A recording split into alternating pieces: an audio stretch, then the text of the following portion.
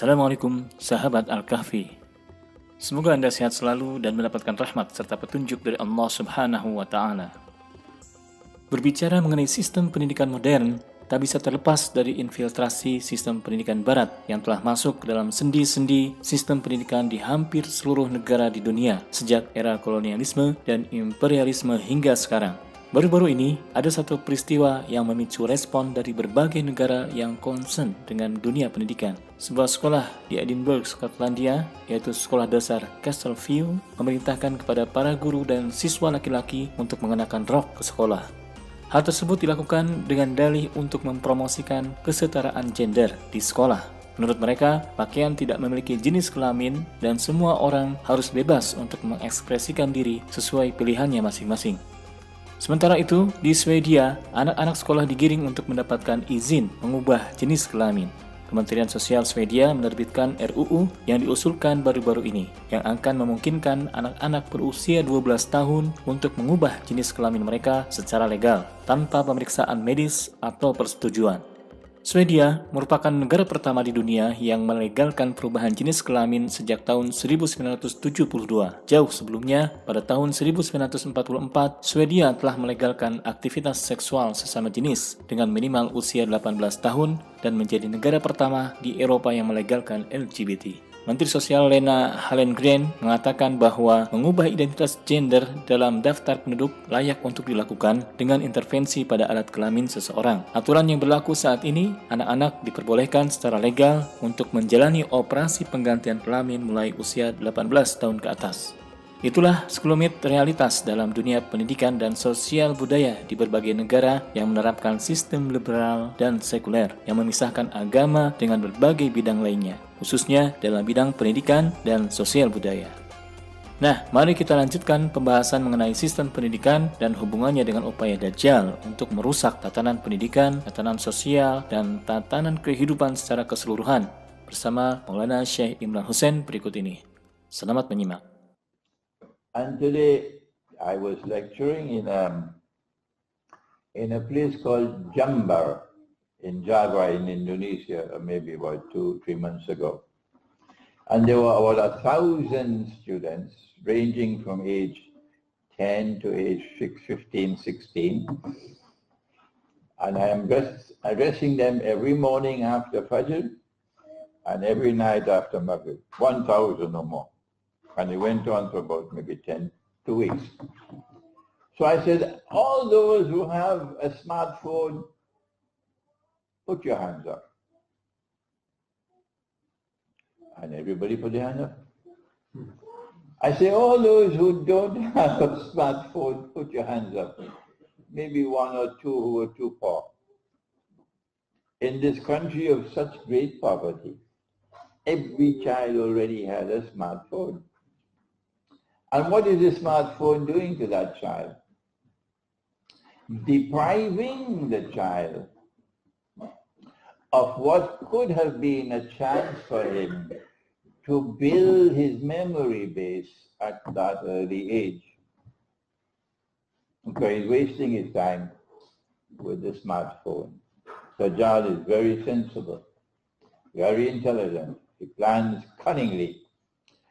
And we are now experiencing something else. That as the child is subjected to the electromagnetic waves coming from the cell phone and the wireless internet and the cell phone towers and so on and the smartphone, his memory is being damaged. Check it out. I checked it out. I take a group of little girls, 7, 8 years of age, in an Islamic camp, and I said, come, let's see. This is the name of the first surah. This is the name of the second and the third and the fourth and the fifth, only 5. Al-Fatiha, Al-Baqarah, Al-Imran, Al-Nisa, Al-Ma'idah. Now go, walk about, repeat it. Come back after 5 minutes. They couldn't remember. They couldn't remember. The only one who showed signs that the memory was still powerful are those who were not using the smartphone. When the child is in that age, the early age, he needs to be going outside and playing and jumping and running in the flower garden, enjoying the flowers. And if instead of that the child is hooked with a smartphone or a laptop, you're denying something else to the child. The process of education is that you not only begin with the memory, but you move on from the memory to something, oh my gosh, it is so beautiful. Something that Allah gave to us. Something called imagination. To build castles in the sky. Imagination. And the imagination of the child is triggered off by observing the signs of Allah externally. Nabi Muhammad ﷺ once came to the masjid in the morning weeping. He said two verses of the Quran, two passages came down last night. And they are so powerful in my heart that I could not help weeping. And in Surah Al-Imran, Allah subhanahu wa ta'ala speaks and he says, بعد أعوذ بالله من الشيطان الرجيم إن في خلق السماوات والأرض واختلاف الليل والنهار لآيات لأولي الألباب. That surely in everything that there is in Allah's creation, in the samawat and the earth, the material universe, there are signs, there are pages to be read. There are pages to be read, pages written by Allah. But in order for you to read those pages, you got to go out. You got to go amongst the flowers. You have to watch the river. You have to look up at the stars and the moon and the sun. You have to feel the breeze and look at the clouds. You have to look at the birds. And then the child's imagination is triggered off. And the child now begins to read pages written by Allah. But you deny that to the child by taking him away from the trees and the flowers, and he's hooked to that, you know it. In every house, in every room of every house now, the television set. And the only way father and mother could get some time for themselves is put the television on. And the children are hooked to watch television. And in the process, they are robbed of being able to interact with nature. This was what the Prophet was weeping about. And the Quran went on to say about those who observe and read the pages of nature that Allah has written. He calls them ulil albab. Allah goes on to say that when you read the pages of the book of nature and your imagination is fired off like this, they are eventually going to become a people of zikr. الَّذِينَ يَذْكُرُونَ اللَّهَ قِيَامًا وَقُعُودًا وَعَلَى جُنُوبِهِمْ. And so the examination and enjoyment of the external phenomena in the universe is meant to lead to some internal reaction in the heart of remembrance of Allah.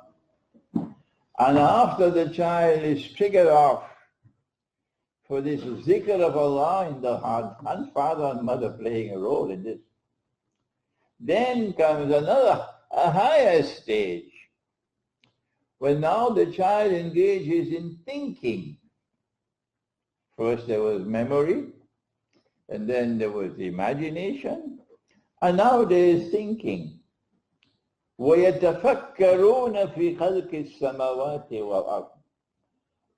And the child is now engaged in critical thinking of everything in the heavens and the earth.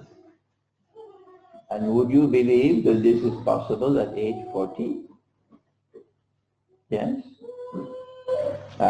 My father was a school principal. May Allah have mercy on his soul.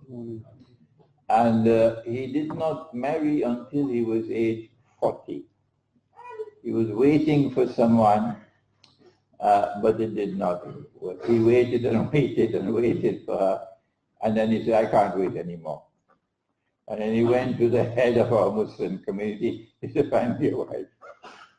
And that's how he married my mother. But during this time when he was working up to the age of 40, he would use his income and buy books. And he had an excellent library.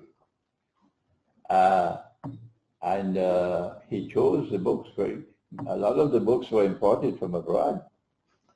And my father never knew. He never knew it. He died when I was 15. And he died without knowing that when I was 12, from the age of 12, I would go down into his library. He would not know about it. And I will be reading these books on Islamic philosophy. It was a little difficult for me, the one on Islamic philosophy. But the books on Islamic history, they fired off my imagination. I went traveling all over the place while reading these books. And that was the age of 12 and 13 and 14. When he died at 15, he never knew what I was doing in his library. And so the imagination was built up at that time, reading these books. When you reach to the adult stage now, you have built a bank, a memory bank that is formidable. You have built up your imagination with the study, for example, of history, of battles fought long ago and this and that and the other. In these also, there are pages written by Allah, not just in the flowers and the birds and the mountains and the rivers, but also in history. And so when I went to Pakistan now to study, I went to Al-Azhar first at the age of 21. But at the age of 18, Maulana Muhammad Fadlur Rahman Ansari of Pakistan, he came to Karachi. I came to Trinidad. I was only 18 years of age. I go to the best college in the country. The best college in the country. And when this Maulana came to Trinidad, he was going to come to my village masjid to speak on Islam and science. I said, what nonsense is this? What connection could there be between Islam and science? What is this man going to come to talk about? I was skeptical. But when he started to speak, my mouth was open and it remained open all to the end, up to the end of the lecture. It took one lecture from a learned scholar of Islam, one, to change me. Because I had the background already. I could witness immediately, this is scholarship. And from that day, when I first listened to him, the desire was there in my heart for rising in the house of knowledge. And so when I went to Al-Azhar at the age of 21, I couldn't find anyone there with that kind of scholarship that he had.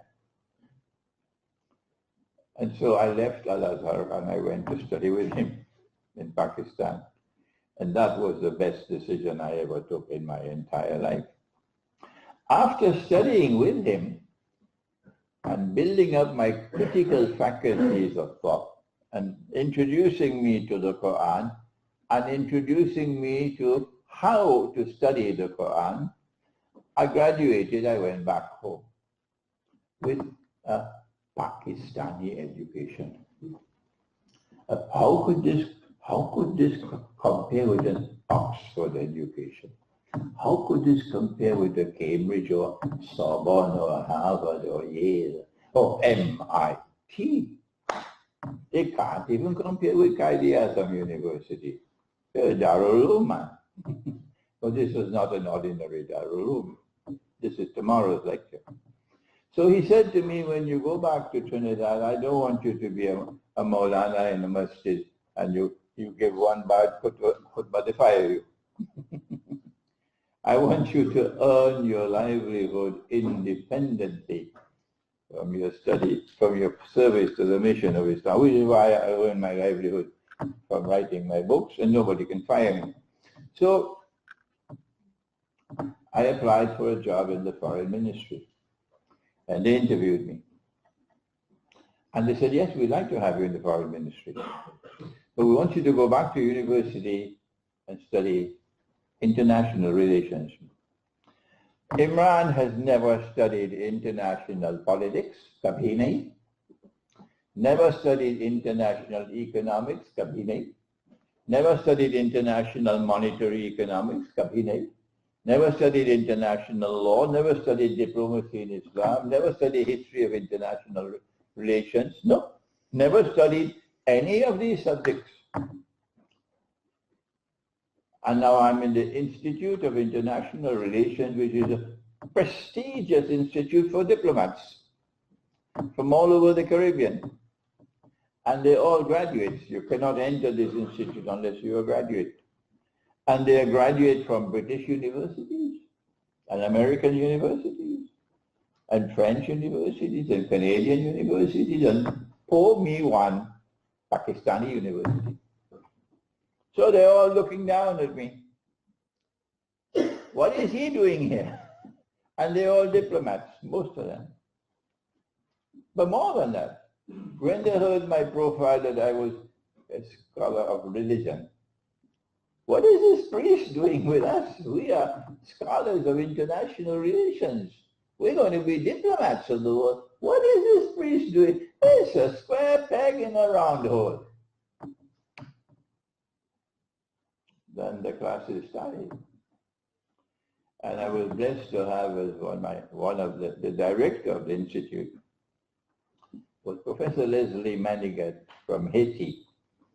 And he did his PhD in the Sorbonne, but he was not a conventional thinker. He was not a conventional thinker. He was anti-systemic in his thought, and he was able to unravel Western civilization and point out its oppression.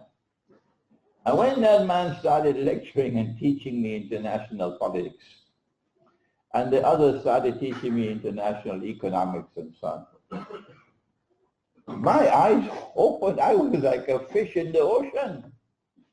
I was loving it. And when the question and answer started in the classroom, I was the most intelligent in the class. There was no one even close to me. None. And when the end of the year exams are coming, we have to form small groups, small study groups. Everybody wants me in their group. At the end of the year, the exams took place. I came first in the exams.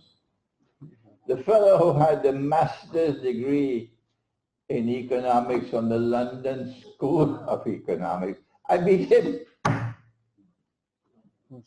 When I never studied economics and politics before anything, what was the difference? The difference was that I grew up in a stable home. I didn't have a part-time mother. I had a father who devoted attention to the scholarship of his children, the training and education of his children, responsible way. I had my father's library that I was reading from age 12. And then I had the master himself, Maulana Fadlur Rahman Ansari Rahimahullah, teaching me. And I had the Quran, and I had Mormon, and I had the proper methodology for studying the Quran, which is tomorrow's lecture. And the whole class was left behind. They're not looking down anymore, the Pakistani education. This is a wake-up call for those who believe this is heaven. Britain is heaven, and the British education is the best in the world. And who wants to go back to Pakistan and study in Pakistan? So Nabi Muhammad ﷺ was weeping that morning when this revelation came down concerning the study of the external phenomena, the study of the pages of the book of nature that were written by Allah. Let me give you one page before we move on. Allah says in Surah An-Nuh, وَاللَّهُ أَنْبَتَكُم مِّنَ الْأَرْضِ نَبَاتًا. And Allah has caused you to grow forth from the earth like trees and plants. Grow forth from the earth like trees and plants. And I eventually found myself going for morning walks. That's before I started using the walking stick. I will go for walks in the morning in the valley of Santa Cruz in Trinidad, a beautiful valley. And I'll be observing the trees. And people would be passing by and say, oh, we never thought he would have ended up like this. Because they find me talking to the trees. Who is this madman talking to the trees? Because the trees were speaking to me. I was communicating with the trees at that young age. When Allah said that He has caused us to grow forth from the earth like trees and plants, I had to study the trees. And when I studied the trees, then I began to understand human beings. That we're not all the same. No. In the same way that the trees are not all the same. And this is where the father and the mother and the teacher and the imam have a critical role to play. Because the children are before their eyes and they have to spot. This child is going to grow up as an ornamental tree. This child is going to grow up as a tree from which you will get timber to make furniture. This child is going to grow up to be a tree which will be like an umbrella to provide shade. This child will grow up to be a tree which will be a medicinal tree, because the trees are not all the same. And so the Quran led me to aptitude. We are not all the same. Allah has endowed us with different aptitudes, different gifts. And you have to be able to spot what is there in a child and then lead that child up, climb this ladder. This is your ladder.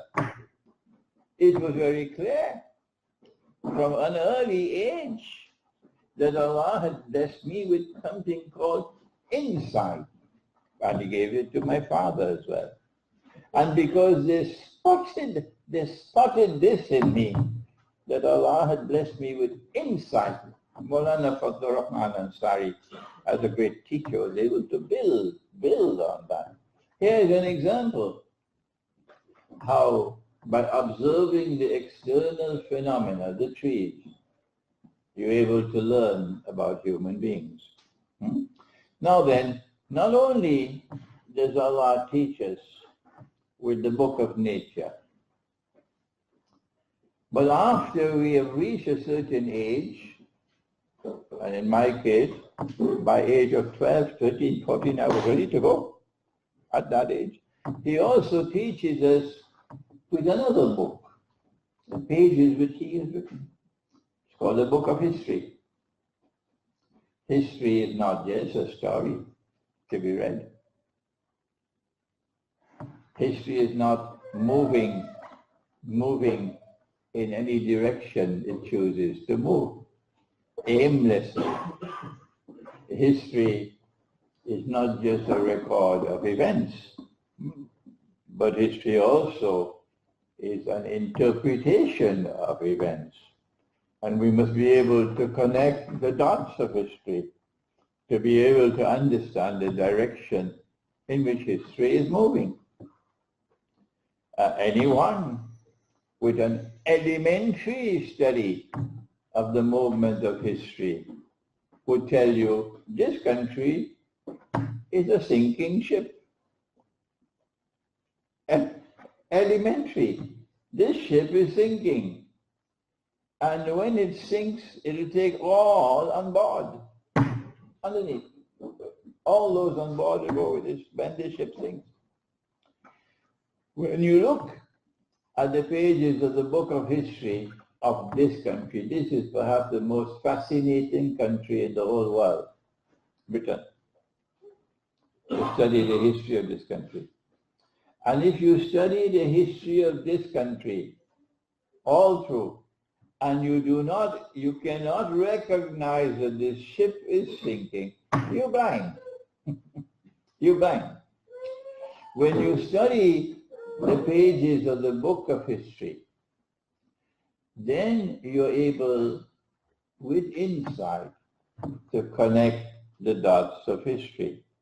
Tomorrow night, we look and see how Islamic eschatology connects the dots of history, and the Darul Uloom is incapable of doing that. As you connect the dots of history and you understand the movement of history, you're able to anticipate what's coming tomorrow. That's scholarship. That is scholarship. To be able to anticipate what's coming tomorrow because you penetrated the reality of the world which confronts you today. Finally,